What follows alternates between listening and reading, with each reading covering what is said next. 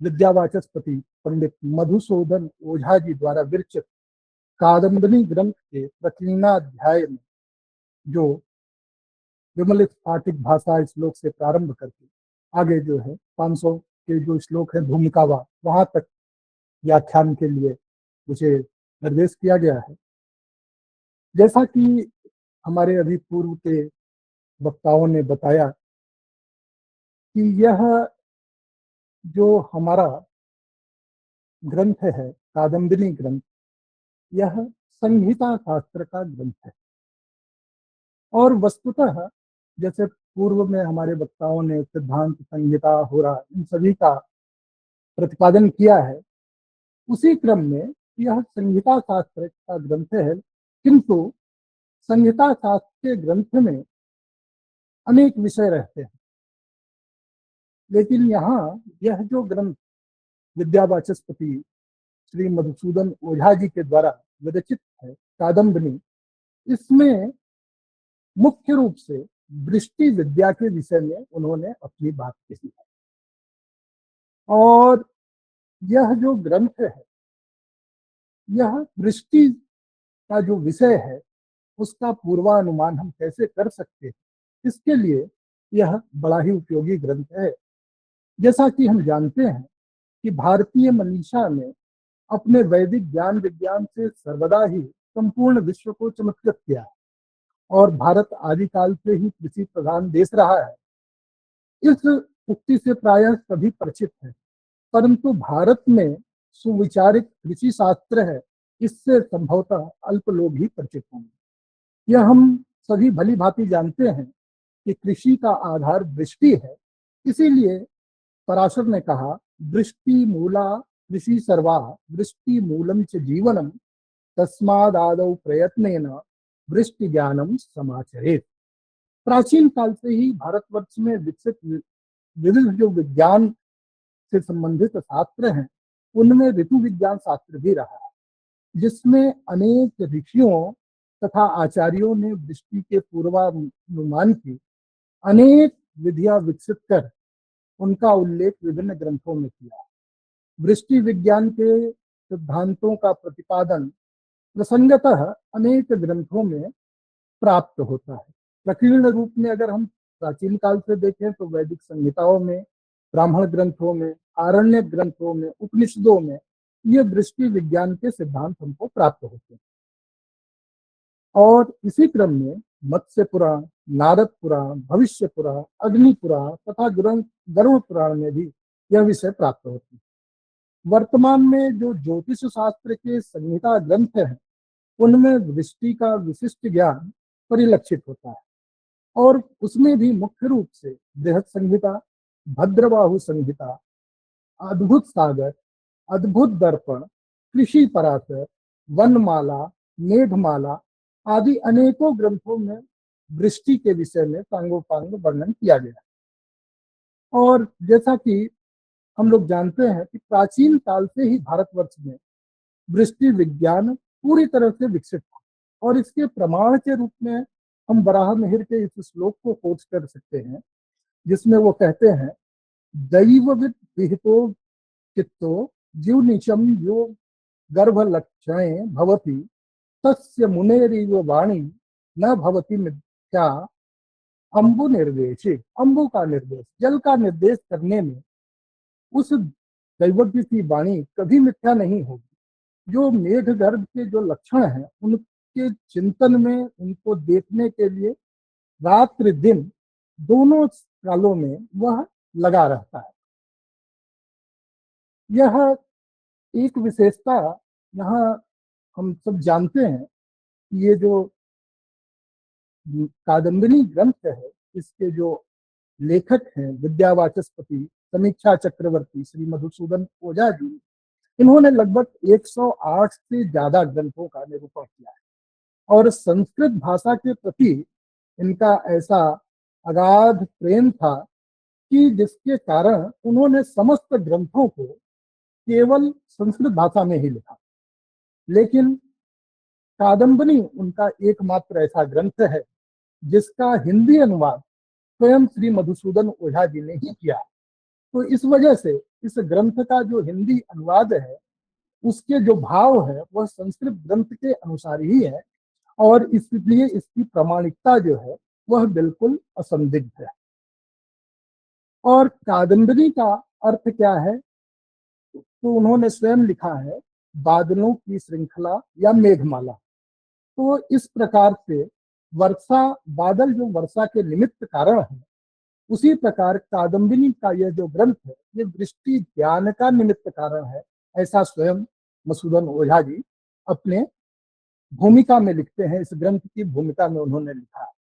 और इस ग्रंथ की भूमिका का जो प्रारंभ है वह स्वयं गीता के तीसरे अध्याय के जो 14वां श्लोक है, अन्नाद भवन्ति भूतानि पर्जन्याद अन्न संभव यज्ञाद भवति पर्जन्यो यज्ञ कर्म समुद्भव से किया है। और इसके अनुसार यज्ञ के महत्व का उन्होंने भूमिका में बड़े विस्तार से प्रतिपादन किया कि किस प्रकार यज्ञ के द्वारा जो है बादलों का निर्माण और उनके द्वारा जो है यह वर्षा का क्रम होता है। और विविध विषयों में इसी क्रम में उन्होंने वही कहा कि विविध विषयों के विविध निमित्त के संबंध में विविध निमित्त शास्त्र है। इसी क्रम में वृष्टि के निमित्त का बोध कराने वाला एक वृष्टि विद्या बोधक निमित्त शास्त्र भी है। इस शास्त्र में वर्षा के निमित्त भौम, अंतरिक्ष, दिव्य और मिश्र, इन 4 भेदों में उन्होंने उनको विभक्त किया है।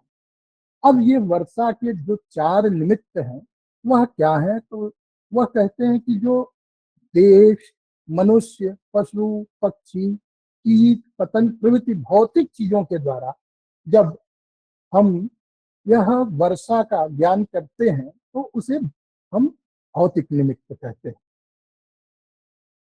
और वायु, बादल,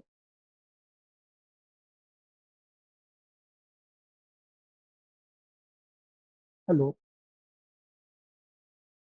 जी आवाज आ रहा है। आ रही है ना जी। जी जी। संध्या, दिग्धा, सूर्य, तारा, गंधर्व नगर, इंद्रधनुष आदि से वर्षा का जो ज्ञान हमको होता है उसको अंतरिक्ष निमित्त के रूप में देखते हैं। सूर्य, चंद्र ग्रहण, उच्छल तारे, सूर्य के चिन्ह, सप्तनाड़ी चक्र, ग्रहों का उदयास्त, संक्रांति आदि के द्वारा वृष्टि से का जो हम ज्ञान प्राप्त करते हैं उसको दिव्य निमित्त कहते हैं। और कार्तिक से आश्विन तक के 12 महीनों के प्रत्येक दिनों के तथा विशेष रूप से अक्षय तृतीया, आषाढ़ी पूर्णिमा, होलिका आदि के शकुनों तथा उपर्युक्त चिन्हों से वर्षा का जो हम ज्ञान करते हैं उसको उन्होंने मिश्र निमित्त कहा। इन निमित्तों में भौम निमित्त जो है उसकी अपेक्षा अंतरिक्ष निमित्त और अंतरिक्ष की अपेक्षा दिव्य निमित्त इस तरह उत्तरोत्तर एक दूसरे से अधिक बलवान है, क्योंकि जो भौतिक निमित्त है उनका फल कुछ दूरी तक, अंतरिक्ष का फल सामान्यतः आज के समय के हिसाब से हम कहें तो एक जिले तक, और दिव्य निमित्तों का फल एक प्रांत तक, और मिश्र निमित्त का फल सर्वत्र होता है। इनमें से प्रायः जो भौतिक निमित्त है उससे सद्य वृष्टि जो ज्ञान हम कहते हैं, जिससे तत्काल वृष्टि का ज्ञान होता है, उनका ज्ञान हो जाता है।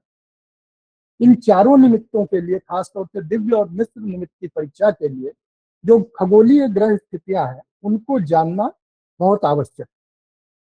प्राचीन समय में जो इस विद्या के विद्वान लोग थे उन्होंने इन्हीं निमित्तों के आधार पर सद्य होने वाली और विलंब से होने वाली वर्षा तथा इसी के आश्रय से सुभिक्ष, महामारी आदि का भी बहुत पूर्व समय से ही निश्चय कर लिया करते थे।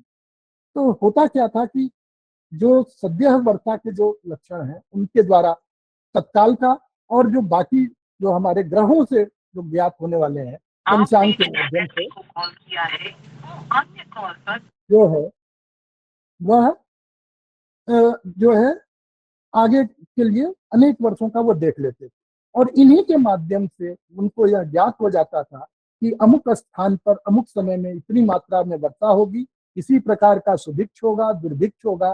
तो इस प्रकार से वह अवर्षा, अल्प वर्षा, अधिक वर्षा आदि दैवों को की शांति के लिए प्रबंध भी किया करते थे।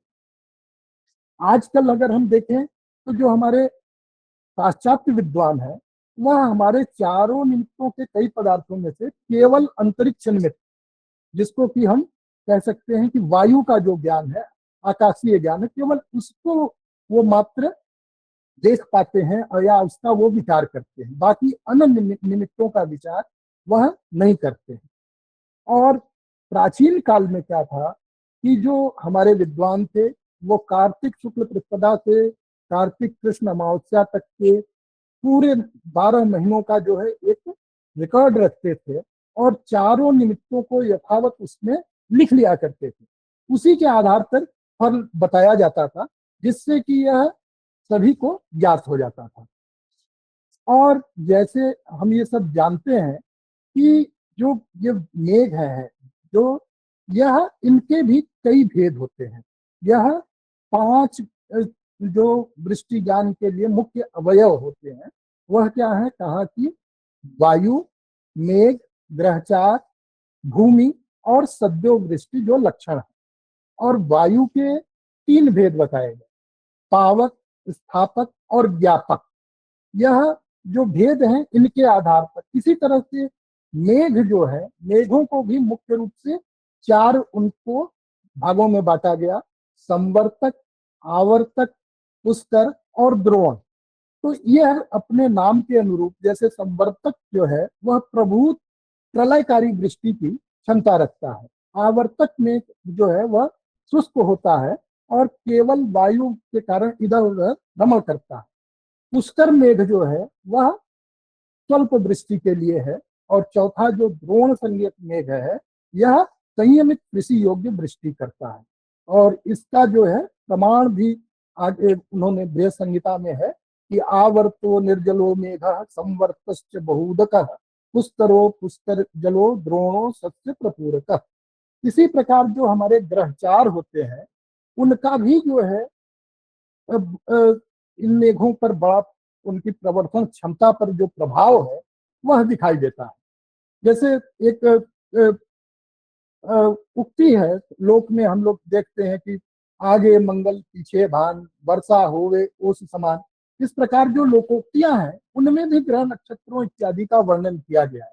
तो जैसे मंगल अगर आगे है, सूर्य पीछे राशि पर है, तो जो वर्षा है वह हल्की फुहार की तरह वर्षा होगी।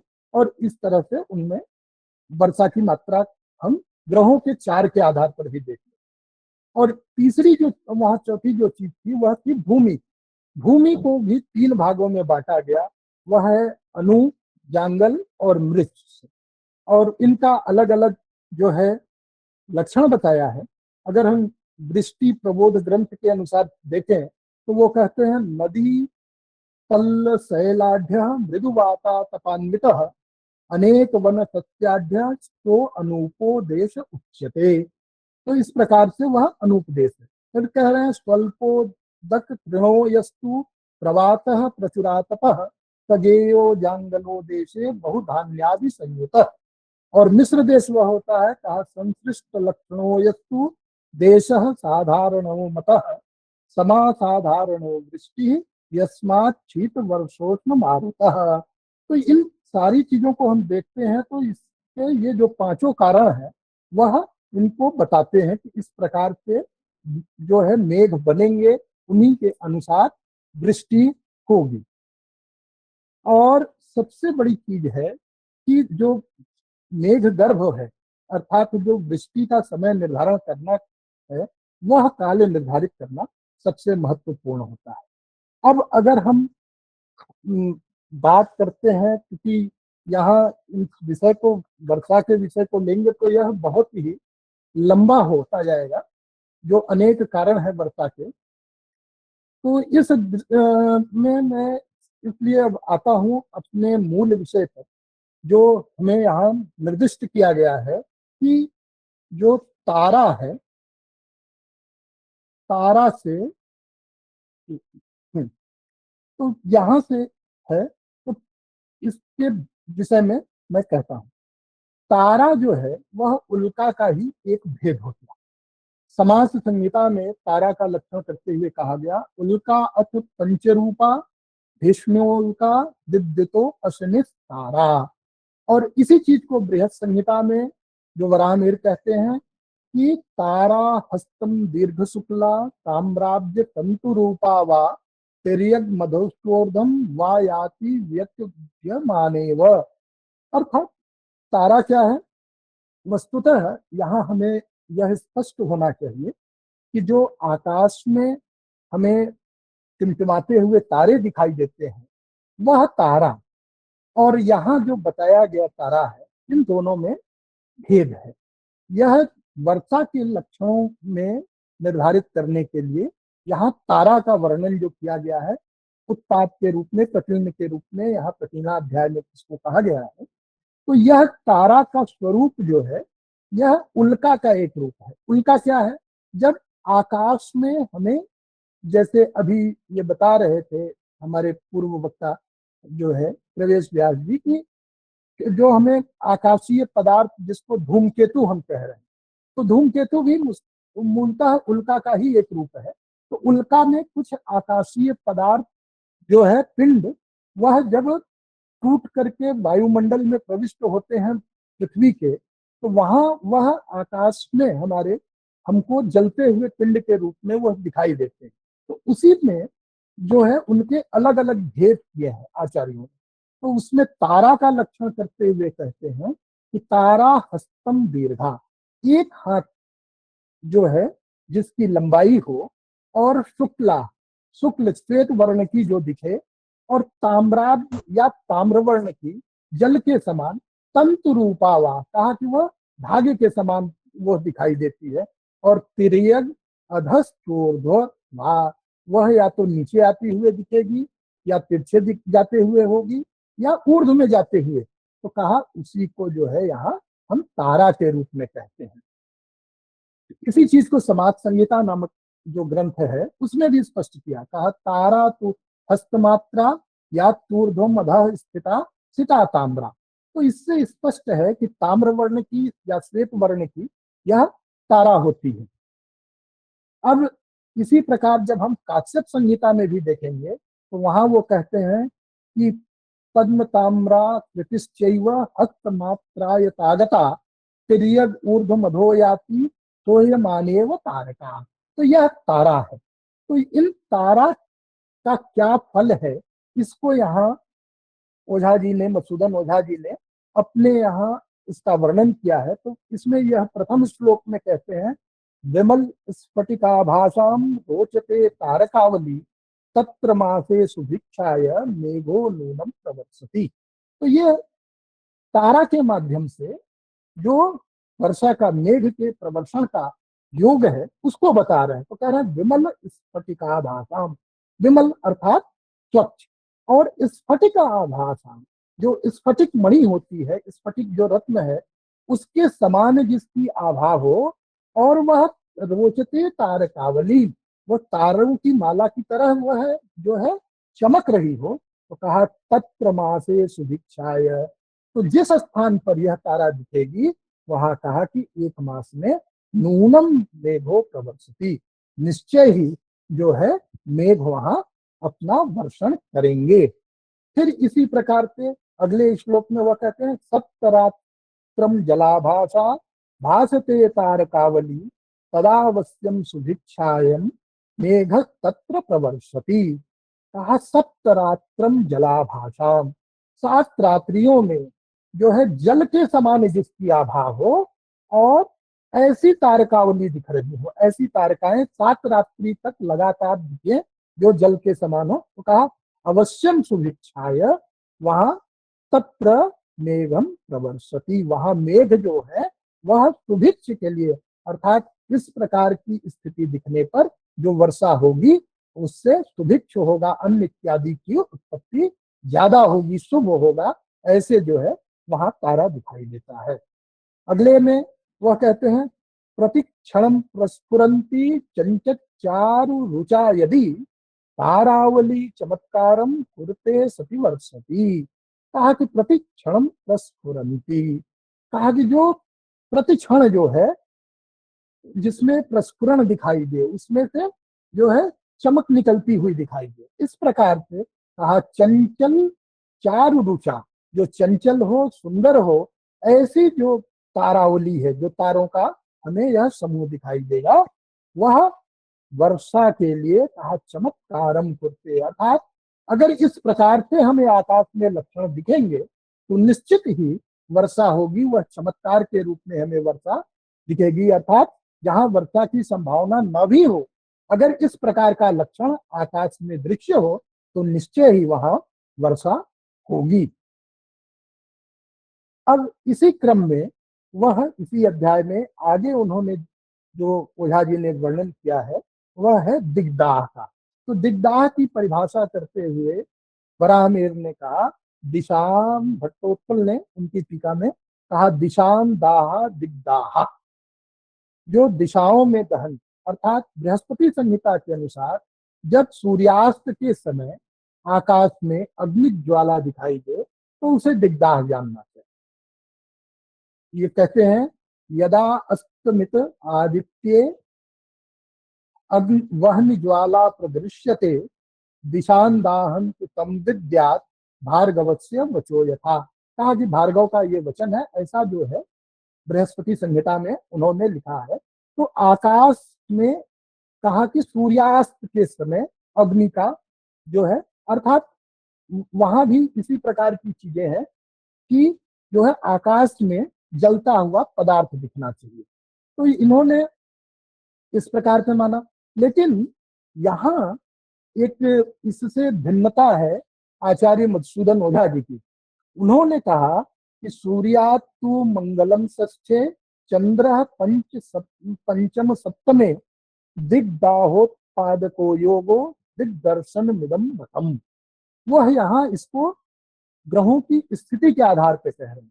उनके अनुसार कह रहे हैं, सूर्यात तु मंगलम षष्ठे, सूर्य से छठे स्थान में जो है गोचर में मंगल हो, और चंद्र पंचम सप्तमे, चंद्रमा जो है पंचम या सप्तम स्थान में हो, तो यह दिग्दाह का उत्पादक योग होता है। दिग्दाह उत्पादको योगो, तो यह जो योग बनेगा यह दिग्दाह के उत्पादक योग के रूप में जाना जाएगा, और इसी को इन्होंने दिग्दर्शन के नाम से यहाँ माना है।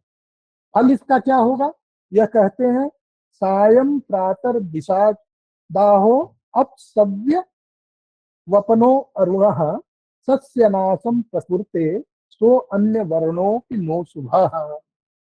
इसका क्या अर्थ हुआ, तो कह रहे हैं कि सायंकाल, प्रातः काल, अगर इसमें जो है ये दिग्दाह जो है और ये दिखे, और अपसव्य वपन, जो हवा है वह अपसव्य दिशा से अर्थात विपरीत दिशा से चल रही हो, और अरुणः, यह जो हमें दिग्दाह दिख रहा है इसका जो रंग है वह अरुण अर्थात लोहित वर्ण का हो, तो इन्होंने कहा सस्यनाशम प्रकृते, ऐसा जो दिग्दाह होगा यह धान्य का नाश करने वाला, अन्न का नाश करने वाला होता है।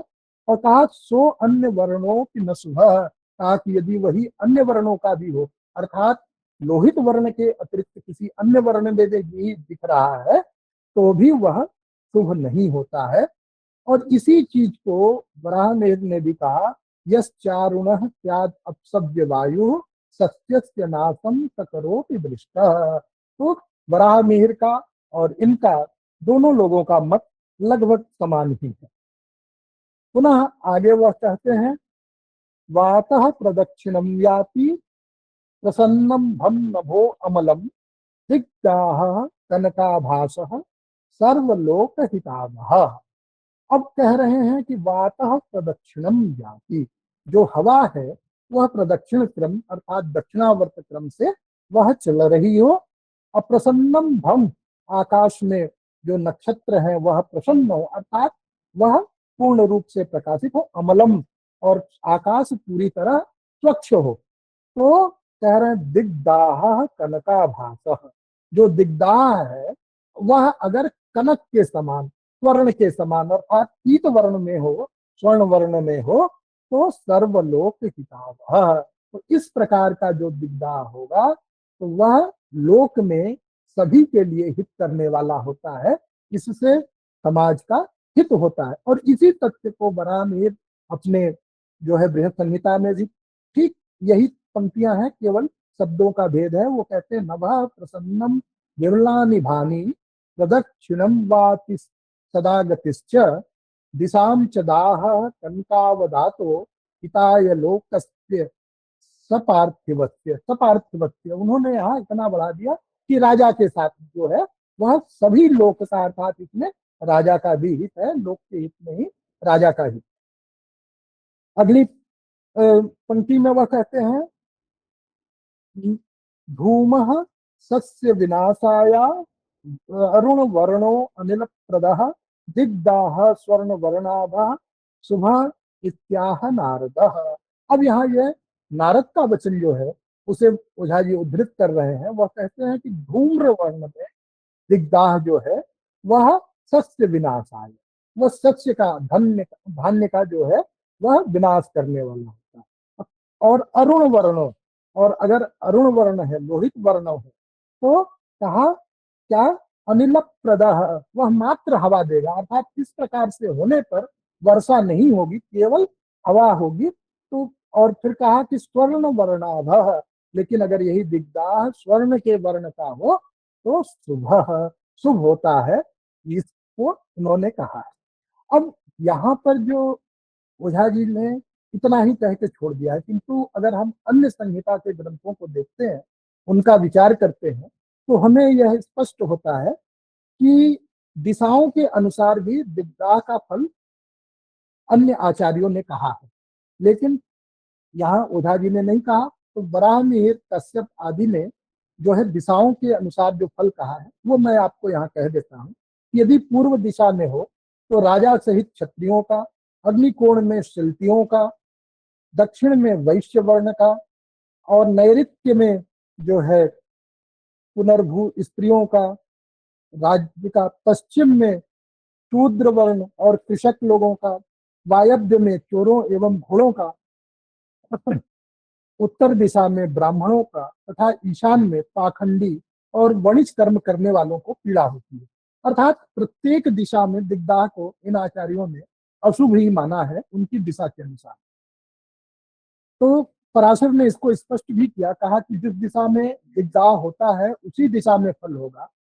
और इसके कारण 8 महीनों में जो है अनावृष्टि, 3 महीने में रोग और 9 महीने में अग्नि का भय होता है। बृहस्पति के अनुसार जो है 6 माह में दिग्दाह का फल होता है। तो ये चीजें यहाँ हम इसको देख सकते हैं।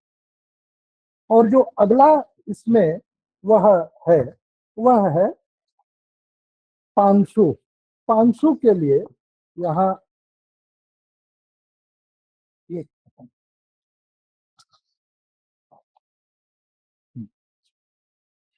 कह रहे हैं ओझा जी कि रजः समुत्थितम भूमे छाय छादयत्यखिलाम दिशम तिमिरेण विभायन्ते न गिरि न तरुपुरः। यह जो 500 है, 500 शब्द का क्या अर्थ है?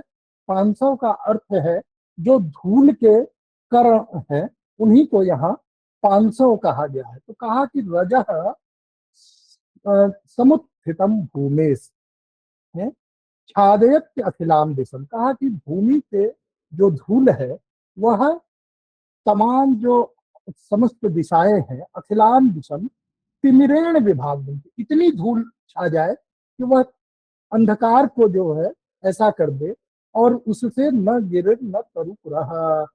तो हमारे पर्वत हैं, जो हमारे वृक्ष हैं, जो हमारा पुर है, वह दिखाई न दे। तो उसे जो है हम क्या कहेंगे कि इस प्रकार से होने पर कहा वायुना तू बिना ध्वांतम उत्थितम कुरुते रजः। कहा कि यह तदा तू सप्तभी पक्षैः तत्र वर्षा भवेद ध्रुवम्। तो कहा इस प्रकार से जब वायु के बिना उठा हुआ जो रज है वह अगर पूरे इसमें आच्छादित करता है, तो कहा तदा तू सप्तभी पक्षैः। तो कहा कि उस स्थान पर, जिस स्थान पर इस प्रकार की जो है 500 का होगा, वहां पर 7 पक्षों में, अर्थात 3.5 मास में जो निश्चित ही वहां वर्षा होगी, यह ध्रुव है। तो इस प्रकार पांसु के द्वारा जो है वर्षा का यहाँ विवेचन। फिर कहा भूमिका व तुषारो व यत्र प्रकृते तमः तत्र चैकादशे पक्षे ध्रुवम वर्षति मासमः।